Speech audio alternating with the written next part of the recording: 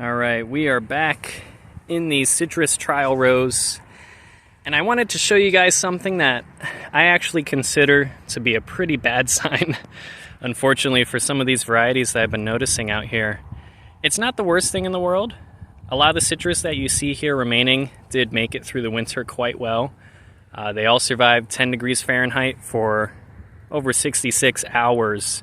Well, they survived below freezing for that length of time, and we did hit a low of 10.1 degrees Fahrenheit. So a lot of these varieties we know are hardy here, but a big issue in the southeast and even other parts of the US is fall springs, where we get this warm weather. Like this past week, we've seen temperatures in the 70s, 75 degrees Fahrenheit one day. That is absolutely super warm for late February. So that is tricking some of our plants out here across the board into waking up early. I mean, some of our blackberry and elderberry have already woken up quite well, but elderberry, the tender growth on it is still fairly hardy. Now, for these citrus, it's a little bit more of a problem because some of them are also falling for this weather. And it's something I'm going to try and breed and select away from with these plants that I'm testing in our seedling row. I want to see that those selections have deep dormancy. Otherwise, they may not be the best candidates for our area. Perhaps they may benefit in areas that stay cooler longer, because some of these are just more temperature sensitive. And I would ideally like varieties with deep dormancy that are less temperature sensitive and perhaps at least like more daylight sensitive. I want them to kick into gear a little bit later than everything else. But this is great information. I don't think it's covered too much, so you might not be able to find it, but we could see for some of these already circulating varieties what their dormancy qualities are like here in our area. And then we could see for some of the newer stuff how they also compare. But going into these rows here and kind of assessing, I mean, it's been a bit since our last damage report. A couple plants were removed. I did remove Dimicelli and Lamander and got some pretty bad sunburn. But we got some others missing and some other duplicates. We're kind of thinning out and getting ready to add a whole bunch of new varieties. So this year is going to be exciting. But here at the start, well, we got our first couple Thomasvilles, which the one behind here had a lot of dieback, but it still made it. The one here is looking a lot better with these branches. And I wasn't seeing too much in terms of bud swelling or growth. The plants in the greenhouse are maybe just starting a little bit, but out here they're doing pretty good. So Thomasville seems to have some good dormancy, probably from that kumquat parent.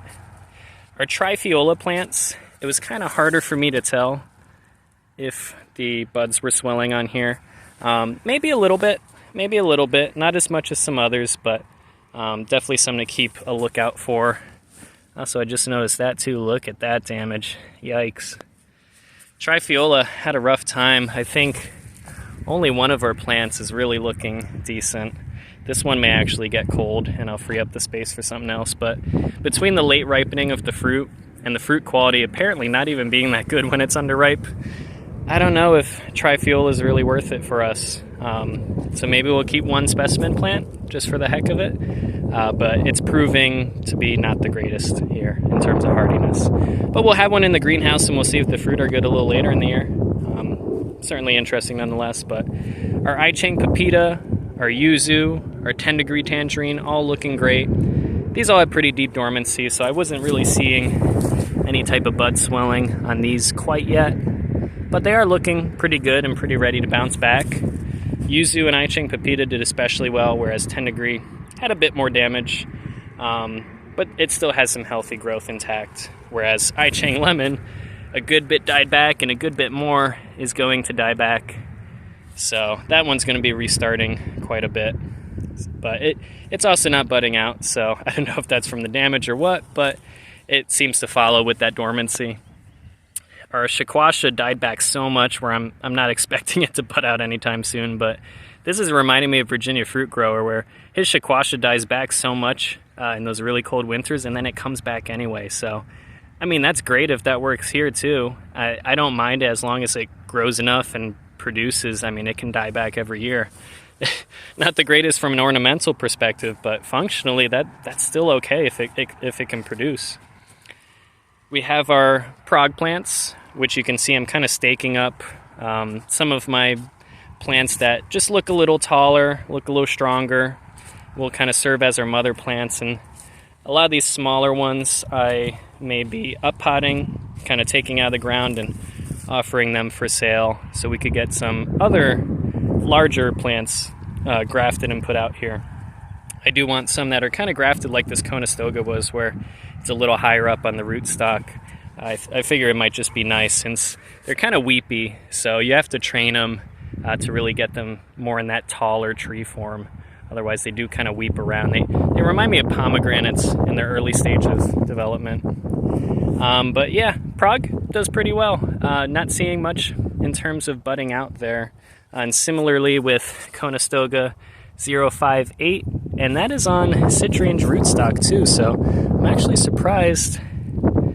I can't tell. That might be a little bit of bud swelling, but not nearly as bad as some of the others that we're going to get into soon. Same with 067 behind it. And on this plant here, I'm probably just going to get rid of this one. This one actually had quite a bit of damage down there. It was grafted on trifoliate, but I think it started growing too late, so a lot of that died back. We have this Citramon here, which this is the one I brought out from the greenhouse, and it had some pretty severe damage on a lot of its limbs, but it still survived. But I should have left it out here with the other one, which cold acclimated and did a lot better. But here you can see, as hardy as Citramon was, let me get a good close-up. Look at that, that's not good. That's budding out. Those are growing. So, Citramon, hardy when acclimated, however, not the deepest dormancy, being part lemon. So I hope it still survives, but that's just something to consider for climates like ours. US 942 is looking really good across the board on its own roots and on trifoliate. Not seeing bud swelling and not seeing any damage either. These did great. US 852, same story. These did absolutely awesome, and some of them, as you can see, even kept a lot of their leaves. So surprising hardiness / adaptability for our area. US 852 seems to like central North Carolina. It seemed to be more winds and sun tolerant and cold hardy as well. So 852 is definitely a good one for here. And we have some Benton citrange, which sometimes, again, citranges can be a little more prone to waking up early. I don't know if I see on the tip of there. What's that looking like? That might be swelling, not entirely sure. This is another one where it kind of looks like trifiola, where maybe it's starting to sprout. Swingle is doing really well. Swingle was very hardy, and it's still dormant.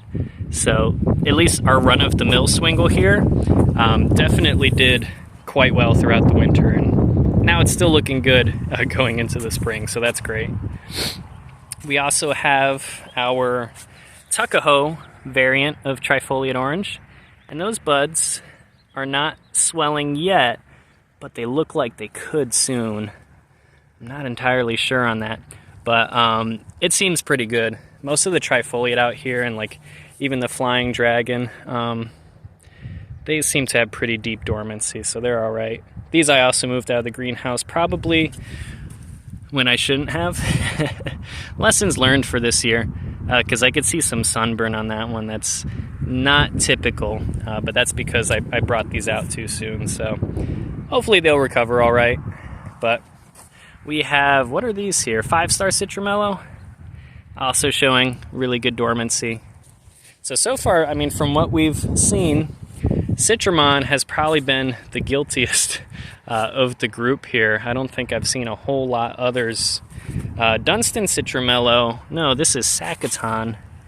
Oh, yep. I don't know if you guys can see that there. That is sprouting. So Sacaton is starting to grow. Yeah, that goes on both of these plants. How about Dunstan? I mean, these Dunstan got pretty fried too. See, that's another where I'm going to have to cull this plant. I don't know if I'm going to be left with many Dunstan. I'm going to have like 2 plants out of these, so at least as younger plants, Dunstan didn't do too well in this field setting. Again, this open field setting is pretty hard on some of these plants between the wind and the sun. I'm sure you've heard some of the wind already. Bishop Citrandarin, interesting. I wonder if that's waking up sooner than US 852. I can't quite tell. I might see a little bit of bud swelling. I'm not 100%, but I wouldn't be surprised because Bishop is tastier. So, might be a little more of that citrus stuff going on in there. Yeah, maybe minor bud swelling, but not crazy. It's not too eager to wake up just yet.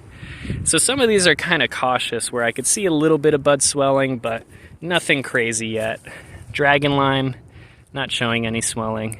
It's got enough trifolia expression. US 812 looking pretty good.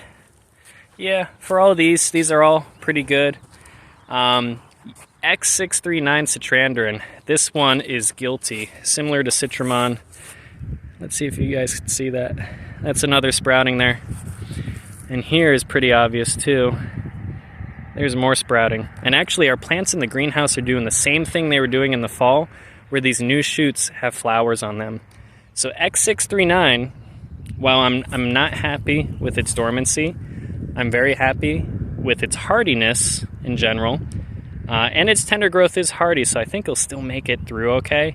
But it's quite precocious. First year grafts were trying to fruit last year. Similarly, Trifiola was pretty precocious too. And now it's trying to flower again in the spring. Not even the spring, in the fall spring, in the winter. We also have Poncerus Plus, looking pretty dormant. It's not doing anything. Same over here, so that's a good sign. I'm happy to see that. These are relatively unscathed as well. Let's see, this is Morton Citrange. I do wonder if we're going to see anything along here. Maybe slight bud swelling. Can't really tell a whole lot. I might see a little more there. These are looking a little closer, so Morton might also be waking up a little earlier. Yeah, I'm seeing it on some of these. So again, hardy plant, but hopefully it doesn't freeze too deep. Otherwise, these could be looking at some bark splitting and other bad damage. But I am noticing the trend. Some of the slightly better varieties seem more inclined to this, which is definitely understandable because they might have a little more citrus in them. You know, genetically speaking, the distribution, better flavor, but also probably a little worse dormancy out here. C35, looking pretty dormant across the board. Nothing too crazy over there.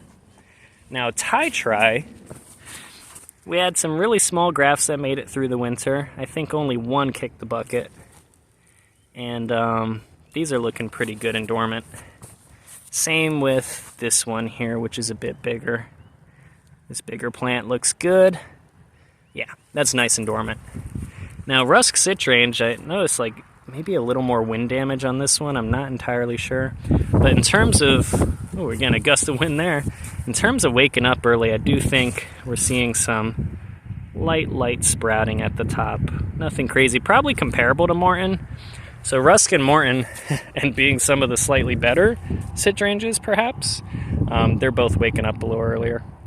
Now, our seedling row, which is slightly diminished, but happy to report most of those were not our own selections. They were just seedlings we threw in here. But in terms of these, I was pretty happy overall. Our Tri 4N, so the tetraploid Tri here, not only held on to a good few leaves, so it seems a little more evergreen actually. Very interesting. Yeah, some of that was kind of falling off there. But no bud swelling. And it looks so healthy and plump and green despite all that cold. These did really well through the winter. Again, the only issue I'm noticing is huge overgrowth of the rootstock. It's insane. So minor incompatibility issues, as you could tell. But we also have our Tri, or bi-Tri, or bifoliate and unifoliate Tri, and it did great this winter. It proved maybe almost as hardy as typical Tri. I think it just needs to get a little more thickness on it. but this one seems plenty good for our zone, so I'm really looking forward to the fruit on that one. I'm strongly convinced that the fruit will be better quality than Thai Tri, and maybe almost worth using more as a lemonade type fruit. Because even Thai Tri made a decent lemonade. Not sure how 4N will be, if the fruit will be harder to use, but definitely buy Thai Tri seems promising. Our little leaf citramella, which is kind of what I've named this like very dwarf citramella here, it is sprouting out early, which I expected it would. It did sprout out right before the worst of the cold, and I ended up cutting that growth off. But we'll see. We'll see if that tender growth is hardy. It might just be. Our improved Sacaton, this other Sacaton citramella seedling, looking mostly dormant across the board as well. Not much bud swelling, so that's great, especially considering, at least based on the leaves and the taste and everything, it's probably going to have better fruit than Sacaton, and it seems very hardy here. It handled the wind and sun good too, so I think our improved Sacaton will definitely be an improved citramella selection, so I'm really excited for that one. And our star of the show, the one I'm just the most excited about, is our Triclemus. This one went into dormancy excellent. No bud swelling, nothing. Extreme hardiness, no sunburn, windburn, anything of that like. It retains, it's mostly evergreen actually, and it retains some of its leaves through all this winds and everything we get out here. As you can see at the top, there's still a good few here. Like look at that one looks almost untouched, but it lost a good bit, but either way, very hardy. And between that and Thai Tri 4N, surprisingly hardy considering their evergreen tendencies. Now our Triclemus number 2, so that's number 1. Our number 2 here is actually proving less hardy. It has really bad sunburn down here, and some parts were dying. And that's despite looking more trifoliate. So I thought this one was going to be hardier. It's actually proving to be less hardy. And this one, which is more unifoliate and looks more like 10 degree tangerine, is hardier than the trifoliate one. So pretty unbelievable. This is probably better fruit quality and better hardiness, whereas this really got a bad dice roll. It got the worst of both worlds. So we're going to be getting rid of number 2. This one's not going to make it to future trials. And lastly, in this row, what we have left is improved Swingle. I do have a lot of hope for this one, although I did notice it's starting to sprout. So not super great news about that one. So its dormancy isn't amazing, but its hardiness is great, and its wind and sun resistance is really good too. I mean, this looks so bright green despite being out here. A lot of these plants have definitely lost some color, but this one has not to a large degree at least. So hardy, but breaking out of dormancy early. So you can see we only noticed it in about 2 of the remaining selections. The rest of them seem to have good dormancy so far, which is great. So we're really filtering out the best of what was a relatively small selection to begin with. And even for these established varieties, again, we saw some of that action with Citramon, a little bit on Bishop, Morton, Rusk, some of those types of citrus.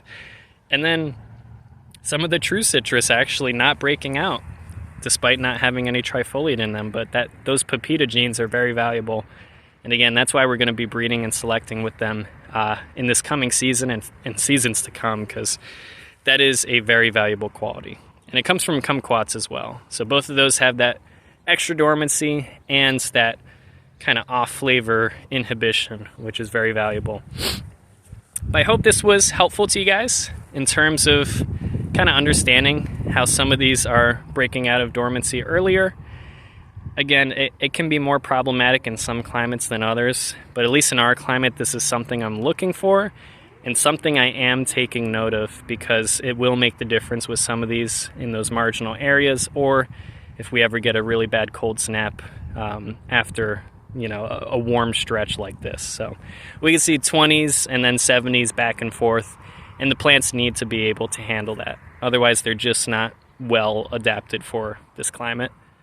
And again, potentially others. But some of these may do worse here and better in the Northwest or the Northeast and wherever. So things to consider, but of course with us living here, I want stuff that will do well here. So very interesting to see so far. Very happy with the seedlings, of course, and we're going to be adding a lot of those. That row is going to be full this year. So really, really exciting in terms of all the new potential. But thank you guys for staying tuned with everything going on. I can't wait till this field is looking lush and green again. I miss those days, so seems like they're right around the corner now. So I will see you guys in the next one with hopefully some more green growth. Bye-bye now.